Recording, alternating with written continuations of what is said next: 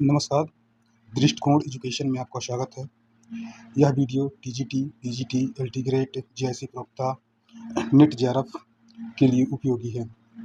आइए अब हम देखते हैं राज्य की उत्पत्ति के सामाजिक समझौता सिद्धांत के जॉन लॉक के विचार। आइए हम देखते हैं जॉन लॉक के बारे में। जॉन लॉक का जन्म समरसेटशायर में रिंगटन नामक स्थान पर 29 अगस्त 1632 में हुआ था। जॉन लॉक को उदारवाद और अनुभववाद का जन्मदाता माना जाता है। अनुभववाद का अर्थ है कि ज्ञान की 5 इंद्रियों से जो अनुभव प्राप्त होता है उसे अनुभववाद कहते हैं। जॉन लॉक को प्राकृतिक अधिकारों के सिद्धांत का जनक माना जाता है। जॉन लॉक को समान बुद्धि का दार्शनिक माना जाता है। वेपर का कहना है कि जॉन लॉक को उदारवाद पहला और अंतिम प्रवक्ता कहा है। अनुभववादियों के अनुसार व्यक्ति का समूचा ज्ञान अनुभव पर आधारित है जो 5 इंद्रियों द्वारा प्राप्त होता है। तो हम देखिए, अनुभववाद के अनुसार व्यक्ति का मस्तिष्क जन्म से खाली स्लेट के समान होता है। अनुभववाद के अनुसार कोई भी ज्ञान प्रागानुभाविक नहीं होता है। अनुभववाद बुद्धिवाद का विरोधी विचार है, क्योंकि बुद्धिवाद के अनुसार ज्ञान मूलतया अनुभवपूर्ण व प्रागानुभाविक होता है। जॉन लॉक के अनुसार व्यक्ति पर राज्य का नियंत्रण व्यक्तियों की सहमति के बाद ही संभव है। जॉन लॉक अधिकारों के सिद्धांत का जन्मदाता है। प्राकृतिक अवस्था के संबंध में लॉक का कहना है कि यह अवस्था शांति, सद्भावना, परस्पर सहायता और सुरक्षा से युक्त थी। लॉक के अनुसार प्राकृतिक अवस्था का नियम, तुम दूसरों के प्रति वैसा ही व्यवहार करोगे जैसा व्यवहार तुम दूसरों से अपने प्रति चाहते हो। लॉक के अनुसार मनुष्य को प्राकृतिक नियम के अनुसार ही 3 प्रकार के प्राकृतिक अधिकार प्राप्त है। पहला है जीवन का अधिकार, दूसरा स्वतंत्रता का अधिकार, तीसरा संपत्ति का अधिकार। जॉन लॉक ने इन 3 अधिकारों में सबसे अधिक महत्वपूर्ण संपत्ति के अधिकार को माना है। जॉन लॉक ने प्राकृतिक अधिकारों में जीवन, स्वतंत्रता और संपत्ति को शामिल किया है। जॉन लॉक ने जीवन और स्वतंत्रता के अधिकार में संपत्ति के अधिकार को शामिल किया है। लॉक के अनुसार व्यक्ति को प्राकृतिक अधिकार जन्मजात रूप से प्राप्त होते हैं। हॉब्स के विपरीत लॉक ने मनुष्य को एक सामाजिक प्राणी माना है। लॉक के अनुसार प्रत्येक मनुष्य दुख से बचना और सुख प्राप्त करना चाहता है। यही सुख प्राप्त करने के लिए लिप्सा ही राज्य का निर्माण हेतु मनुष्य द्वारा किए जाने वाले सामाजिक समझौते का आधार है। लॉक के विचारों के अनुसार अमेरिकी संविधान निर्माता जेफरसन और मेंडिस भी प्रभावित थे। जेफरसन के अनुसार व्यक्ति को जीवन, स्वतंत्रता एवं सुख लेने का अधिकार है। जॉन लॉक के बाद प्राकृतिक अधिकारों के समर्थक थॉमस पेन द्वारा किया गया, जिन्होंने राइट्स ऑफ मैन नामक पुस्तक की रचना की। बेंथम ने लॉक के प्राकृतिक अधिकारों की आलोचना करते हुए कहा कि प्राकृतिक अधिकार बकवास हैं, बकवासों से भी बढ़कर बकवास है। बेंथम के अनुसार राज्य एवं सरकार से पहले अधिकारों की कल्पना अतार्किक है। लॉक के प्राकृतिक अधिकारों की आलोचना एडमंड बर्क और रूसो ने भी की है। मैकफर्सन के अनुसार जॉन लॉक द्वारा राज्य व सरकार के निर्माण का मूल उद्देश्य संपत्ति के सिद्धांत को औचित्य प्रदान करना है। संपत्ति के बारे में जॉन लॉक ने कहा है कि संपत्ति व्यक्तियों का व्यक्तित्व उनके स्वामित्व में स्थित वस्तु है। संपत्ति का आशय भूमि और वस्तुओं से है। जॉन लॉक ने मूल्य के श्रम सिद्धांत में कहा है कि व्यक्ति प्राकृतिक वस्तुओं में अपना श्रम मिलाकर ही उसका स्वामी बन जाता है। जॉन लॉक उदारवाद का जन्मदाता है। उदारवादी विचारधारा मूलतः व्यक्तिवादी विचारधारा है। जॉन लॉक के विचारों में उदारवाद के निम्नलिखित सिद्धांत पाए जाते हैं: स्वतंत्रता, सहिष्णुता, सहमति का शासन और संवैधानिक शासन। लॉक ने हॉब्स की तरह यह माना कि सामाजिक समझौते के द्वारा राज्य की उत्पत्ति हुई है। उसने मानव स्वभाव व प्राकृतिक अवस्था आदि का वर्णन करते हुए राज्य की उत्पत्ति की व्याख्या की है। लॉक ने मानव स्वभाव संबंधी विचार एसे ऑन ह्यूमन अंडरस्टैंडिंग में दिया है। इच्छा सभी कार्यों की जननी है।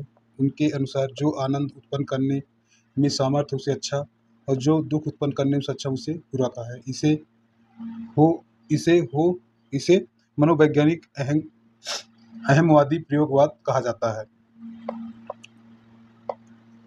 जॉन लॉक के अनुसार व्यक्ति सुख प्राप्त करने का इच्छुक होता है एवं दुख से बचना चाहता है। जॉन लॉक के अनुसार व्यक्ति का स्वभाव नेक और अच्छा है। व्यक्ति को जन्मजात प्राकृतिक अधिकार प्राप्त होते हैं। प्राकृतिक अधिकार में लॉक ने संपत्ति को सबसे अधिक महत्व दिया है।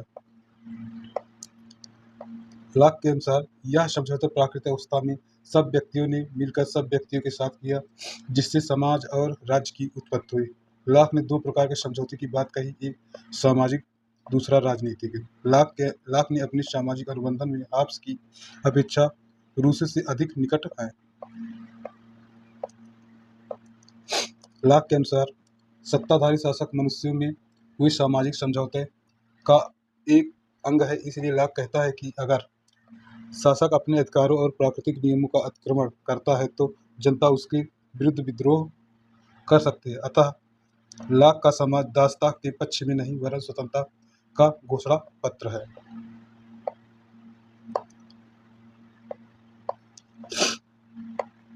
जॉन लॉक के अनुसार प्राकृतिक अवस्था एवं युद्ध की अवस्था में अंतर होता है। लॉक की प्राकृतिक अवस्था पूर्व राजनीतिक है, पूर्व सामाजिक नहीं।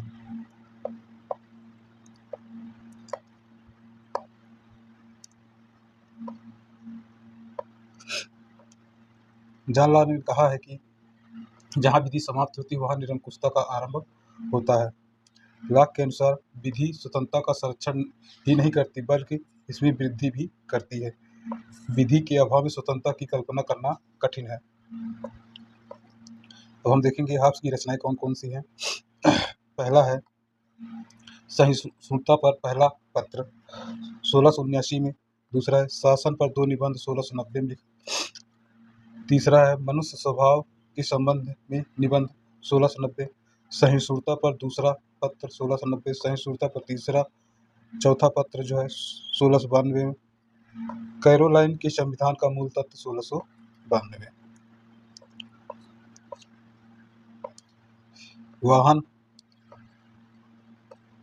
वाहन ने लॉक की शासन पर दो निबंध नामक रचना को दो नली बंदूक की संज्ञा दी है। लॉक के अनुसार प्राकृतिक कानून का अर्थ नैतिकता के वे नियम हैं जो मनुष्य के अंतरात्मा पर अंकित है। लॉक ने समाज की स्थापना और सरकार की स्थापना में अंतर किया है। लॉक के अनुसार राज्य की विशेषताएं हैं। राज्य मनुष्य के लिए है। सरकार का उद्देश्य मानव कल्याण है। तीसरा है राज्य की आधार जन सहमति है। चौथा संवैधानिक राज्य की सत्ता राज्य है जिसमें लोग विधि का शासन स्वीकार करेंगे। लॉक का राज्य नकारात्मक राज्य है क्योंकि लॉक ने अस्पष्ट रूप से संवैधानिक राज्य, बहुमत का राज्य व प्रतिनिधि शासन के विचार को उदारवाद का आधार माना है। अतः लॉक को आधुनिक उदारवाद का जनक माना जाता है।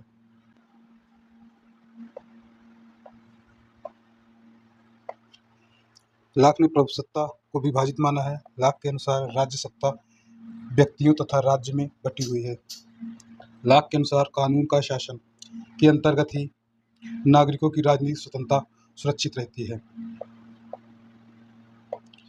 लॉक ने समझौता के उपरांत उत्पन्न राज्य सत्ता को सर्वोच्च शक्ति माना परंतु उसके लिए प्रभुसत्ता शब्द का प्रयोग नहीं किया। लॉक ने प्रभुसत्ता सत्ता में निहित रहती है, जबकि रूसो ने इसे जनता की अविभाज्य सर्वोच्च सत्ता के नाम से पुकारता है। मॉन्टेस्क्यू के शक्ति पृथक सिद्धांत को स्वीकार करते हुए व्यवस्थापिका को उच्चतर माना है। लॉक के अनुसार मानव का समाज में प्रवेश करने के कारण संपत्ति का संरक्षण और सुरक्षा है। व्यवस्थापिका उनकी संपत्ति का हरण करने वालों के विरुद्ध कार्यवाहिनी शक्ति के रूप में कार्य करती है। लॉक ने राज्य की तुलना में व्यक्ति को अधिक महत्व देकर राज्य की स्थिति दयनीय बनाती है। योगदान में देखते हैं, लॉक द्वारा प्रतिपादित जीवन स्वतंत्रता संपत्ति के अधिकारों का सिद्धांत आज भी सर्वमान्य है, आधुनिक लोकतंत्र का मूल आधार है। लॉक ने कहा है कि संप्रभुता शासक में नहीं जनता में निहित होती है। लॉक ने राजा के शासन करने के लिए दैवीय अधिकार का प्रबल खंडन करते हुए संविधानवाद सिद्धांत को प्रस्तुत किया है।